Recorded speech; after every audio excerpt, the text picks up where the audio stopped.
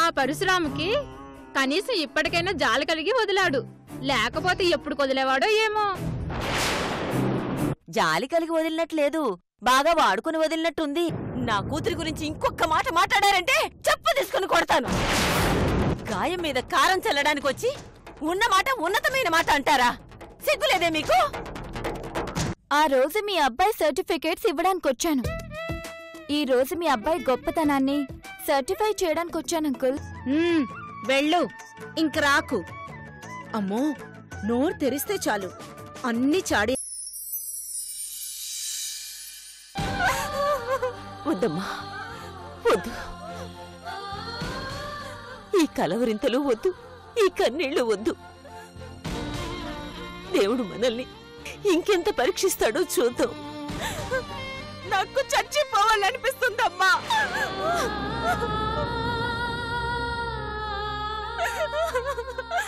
అవునమ్మా, వాడి పరుపు మీద అపవిత్రమైన నా శరీరాన్ని చితి మీద వేసి కాల్ చేయాలనిపిస్తుందమ్మా. నన్ను చంపేయమ్మా, నాకింత విషం ఇచ్చి చంపేయమ్మా. మనను తుట్టిన ఆరాతే రాసుంటే ఆ క్షణాన ఇంత విషయం తాగి ఇద్దరం చచ్చిపోదాం అమ్మా, ఇద్దరం చచ్చిపోదాం.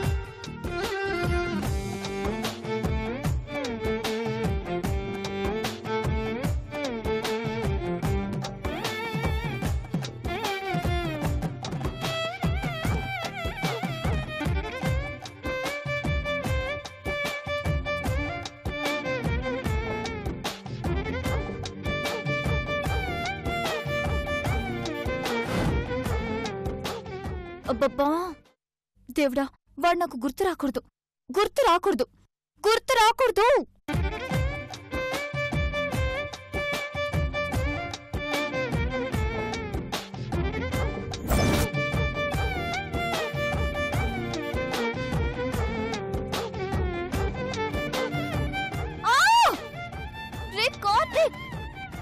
ఎందుకురా మళ్ళీ మళ్ళీ గుర్తొస్తున్నావు?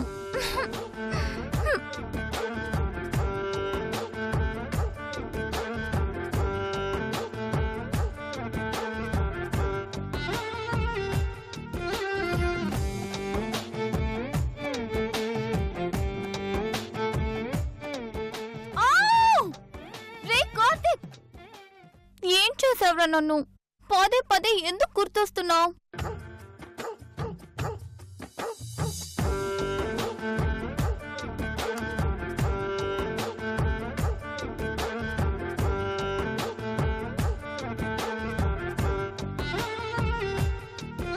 Hello, hi boys and girls. ఈ రోజు నేను మీతో ఓ ఇంపార్టెంట్ టాపిక్ షేర్ చేసుకోవాలనుకుంటున్నాను. అదేంటో తెలుసా? లవ్, ప్యార్, కాదల్, ఇష్క్. ఏ నువ్వేంట్రా బాబు, టీవీలో కూడా వచ్చేసా? ప్రేమంటే ఏంటో నిర్వచనం చెప్పలేం, ఎందుకంటే అది మహాసముద్రం అంతా లోతైనది, ఆకాశం అంతా ఎత్తైనది. కానీ ఒక విషయం మాత్రం చెప్పగలను, ఒక అబ్బాయి గాని ఒక అమ్మాయి గాని పదే పదే ఇష్టమైన వ్యక్తి గురించి తలుచుకుంటుంటే ఆ ఇద్దరి మధ్య లవ్ కెమిస్ట్రీ స్టార్ట్ అయిందనే చెప్పుకోవచ్చు.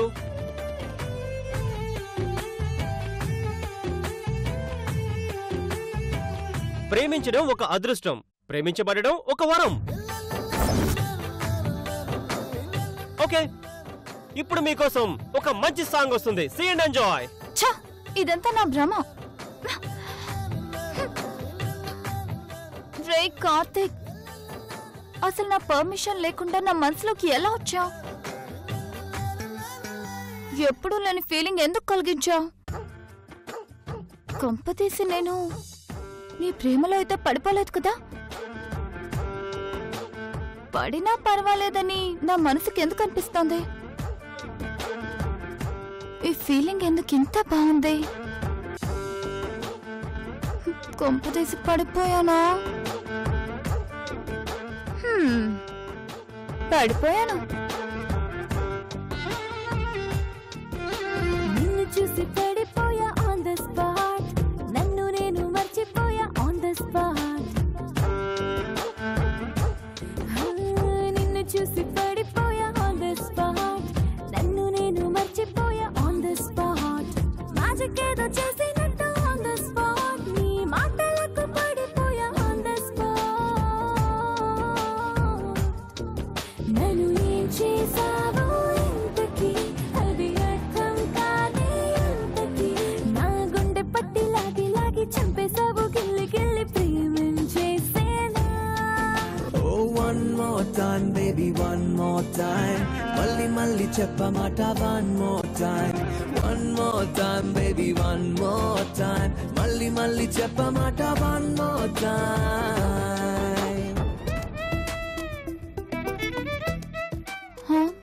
శిరీష, నీకేదో అయిందే. No doubt.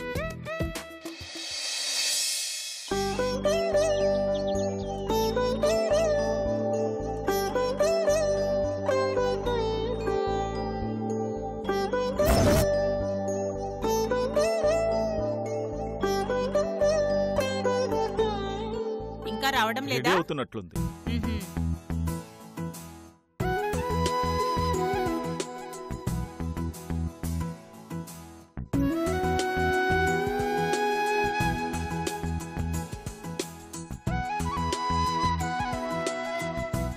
ఇంకా రెడీ అవుతున్నట్టుందండి. వస్తుందిలే సుమతి.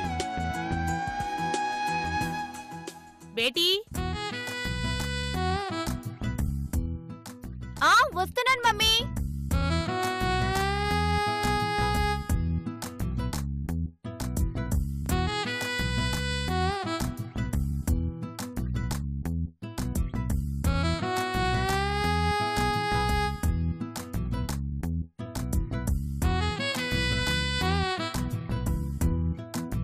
Thank you daddy.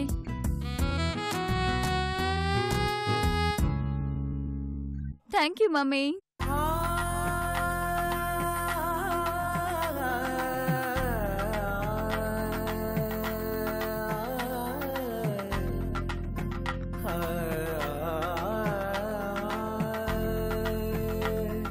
అడగండి. ఏంటి డాడీ, మమ్మీ ఏదో అప్లికేషన్ పెడుతుంది? ఈరోజు నీతో ఒక ముఖ్యమైన విషయం మాట్లాడాలమ్మా. చెప్పండి డాడ్. అతి చిన్న వయసులోనే మా కూతురు పెద్ద అచీవ్మెంట్ చేసింది. మా కూతురికి మేము చేయాల్సిన దానికంటే మా కూతురే మాకెక్కువ చేసింది. సొసైటీలో మా పేరు ప్రతిష్టలు కూడా రెట్టింపు చేసింది. కానీ పేరెంట్స్గా మేము చేయాల్సిన బాధ్యత ఒకటి ఉంది. ఏంటది? ఏ వయసులో జరగాల్సిన ముచ్చట ఆ వయసులో జరగాలి బేటీ.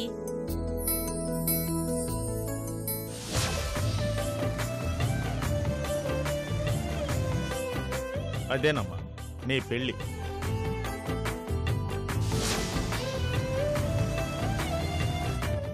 డాడ్, నాకప్పుడే పెళ్ళేంటి? నేను చేయాల్సినవి ఇంకా చాలా ఉన్నాయి. దానికి నీ పెళ్లి అడ్డు కాదు కదమ్మా. అది కాదు డాడ్. ఒక్క నిమిషం నా మాట విను తల్లి. ఒక్కగానొక్క కూతురు. నీ పెళ్లి ఘనంగా చేసి నీకొక తోడును అప్పగించేస్తే మీ బాధ్యత తీరిపోతుందా? నై బేటీ, నువ్వు నీ భర్తతో పిల్లలతో సంతోషంగా ఉంటే చూసి ఆనందపడతాం.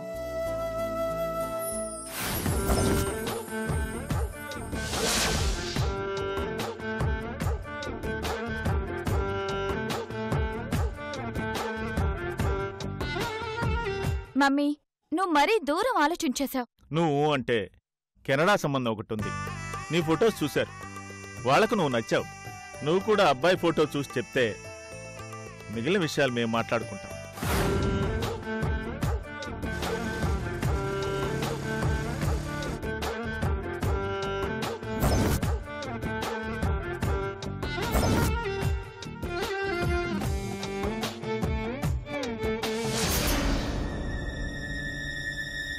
అమెరికా సంబంధం చూసినా కెనడా సంబంధం చూసినా కూతురికి ఆకాశం నుంచి పెళ్లి కొడుకును తీసుకొచ్చినా చూస్తూ ఊరుకోను.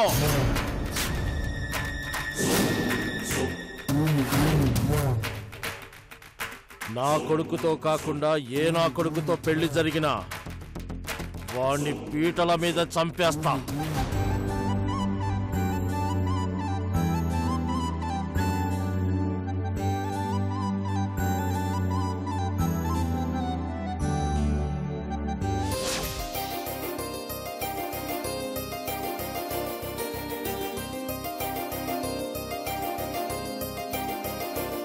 పెళ్ళిళ్ళు స్వర్గంలో నిర్ణయించబడతాయి. రాతను బట్టే జాతకం, జాతకాన్ని బట్టే జీవితం. మధ్యలో మీరెవర్రా?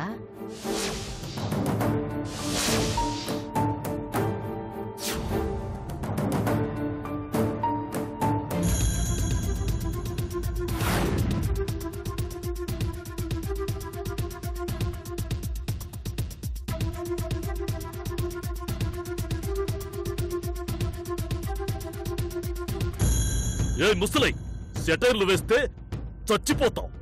నేనేమన్నాన్రా? పుస్తకంలో ఉన్నది చదువుతున్నాను. చదువుకోమ్మా, బాగా చదువుకో. కానీ ఒక్క విషయం మాత్రం గుర్తుంచుకో, ఆ బ్రహ్మదేవుడు రాసిన రాతలని కూడా ఈ ధర్మతేజ మార్చగలడని గుర్తుంచుకో. చెప్పినప్పుడు వినని వాళ్ళని చెడిపోయినప్పుడు చూడడం తప్ప ఏమీ చెయ్యలేదు. నాన్న, ఈ ముసల్దాన్ని వేసేస్తా. తల్లిని చంపటం పాపం నాన్న. నీకు తల్లి, నాకు కాదు కదా.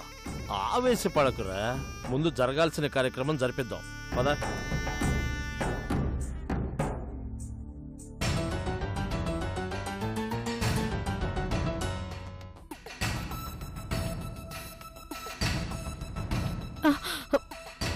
ఏంటి ఆలోచిస్తున్నావు?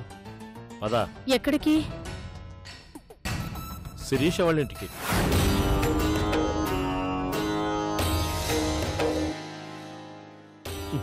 అదేనమ్మా, మన శిరీష వాళ్ళింటికి.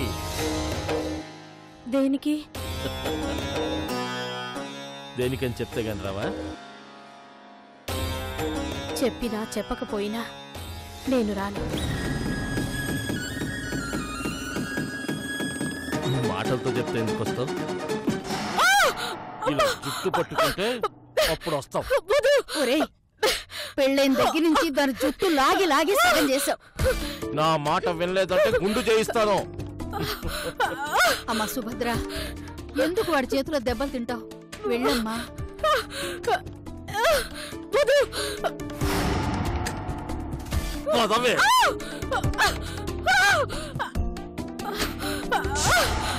చెప్తే గాని రావా? రాను. చెప్తే గాని రావా? రాను.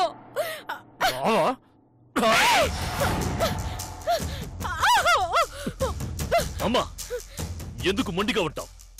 కొడుక్కి పెళ్లి చేసే బాధ్యత నీకు లేదా?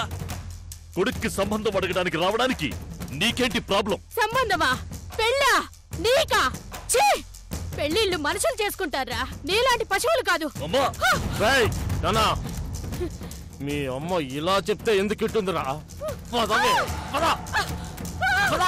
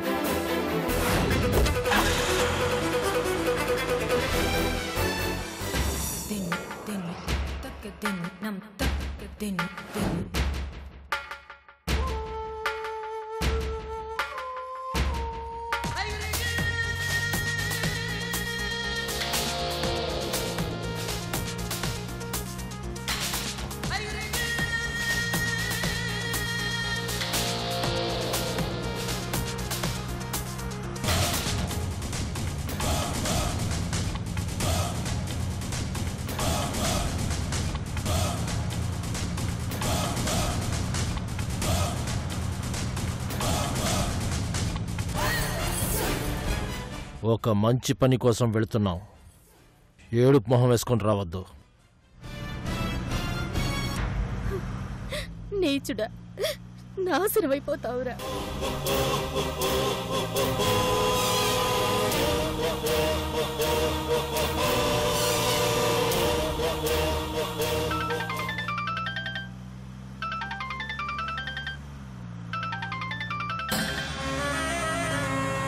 హలో, ఎంతవరకు వచ్చింది ధర్మతేజ గారు? ఆ పని మీదే వెళుతున్నాను. ఈ పని మీ వల్లే అవుతుందని ఎంతో నమ్మకం పెట్టుకుని మీ దగ్గరికి వచ్చాను. అయిపోతుందని చెప్పాను కదా. నీ మీద చాలా ఆశలు పెట్టుకున్నాను. ధర్మతేజ నమ్ముకున్నవాడెవడు నష్టపోడు. గుడ్ న్యూస్ ఎప్పుడు చెప్తారు? గంటలో చెప్తాను.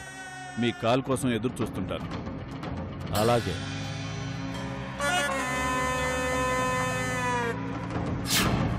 ఒక దెబ్బకి 2 పనులు అయిపోవాలి.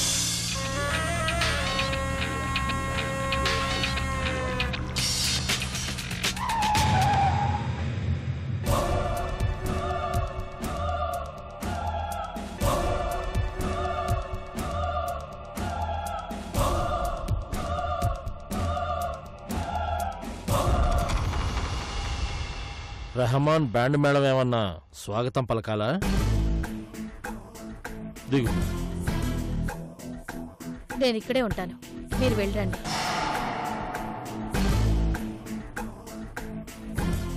ఆడదాని వల్ల కొన్ని పనులు సులువుగా అవుతాయని నిన్ను తీసుకొస్తే రానంటావేంటి? నాకు సహనం తక్కువని నీకు తెలుసు. పిచ్చి పిచ్చి వేషాలు లేకుండా దిగు.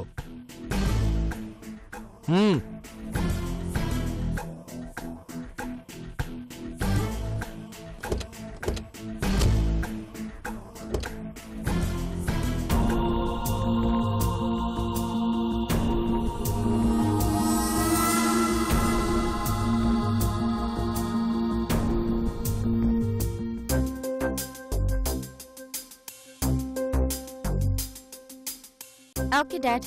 Bye mummy. బాయ్ బేటీ. నేను చెప్పేది అబ్బా ఆల్ వచ్చేస్తాను డాడ్.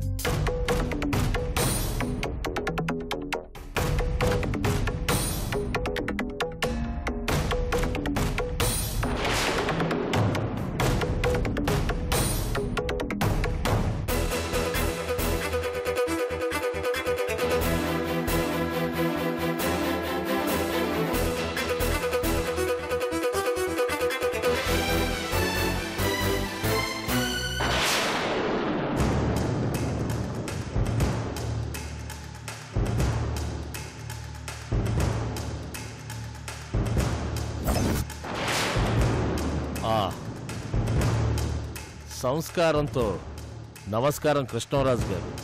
ఏమ్మా బాగున్నావా?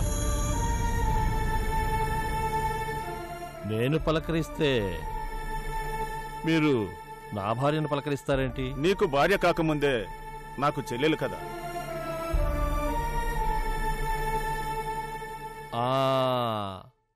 అవునవును, మీ చెల్లెలే.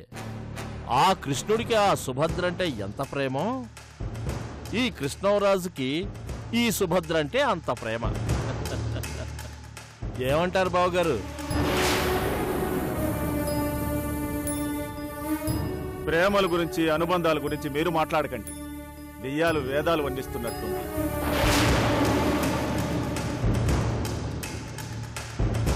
డాడ్ తప్పొచ్చినట్టున్నారు. లేదు కోడలా, సరైన దారిలోనే వచ్చాము. సరైన ఇంటితో సంబంధం కలుపుకోవడానికే వచ్చాము.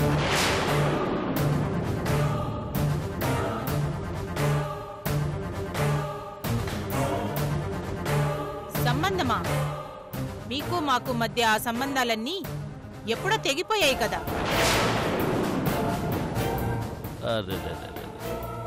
చెల్లెమ్మా, ఆవేశంలో ఏదో 4 మాటలు అనుకుంటాం, ఓ 6 నెలలు దూరంగా ఉంటాం.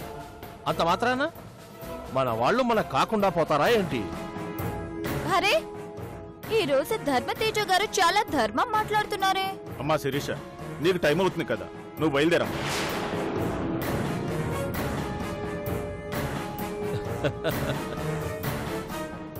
పెళ్లి చూపులకొస్తే అమ్మాయిని వెళ్ళిపోమంటారేంటి బావగారు?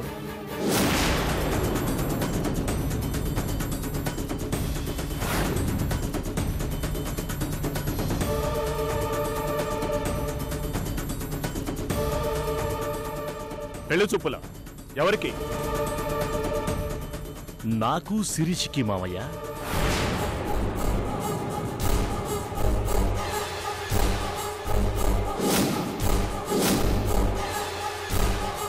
ఈ రోజు ఏప్రిల్ 1 కాదు కదా నాన్న. చిన్నప్పుడే అనుకున్నాం కదమ్మా, నువ్వు నా కొడుకు కోసమే పుట్టావు, నా కొడుకు నీ కోసమే పుట్టాడని. ఏమంటారు బావగారు? మీరొచ్చింది ఈ విషయం గురించి అయితే బయటకు వెళ్ళమంట. ఆవేశపడకండి, కాస్త ఆలోచించండి. ఆలోచించాల్సిన అవసరం లేదు. మీ చరిత్ర లోకానికి తెలుసు. ఒక మనిషి ఎలా బతకూడదని చెప్పడానికి మీరు మంచి ఉదాహరణ.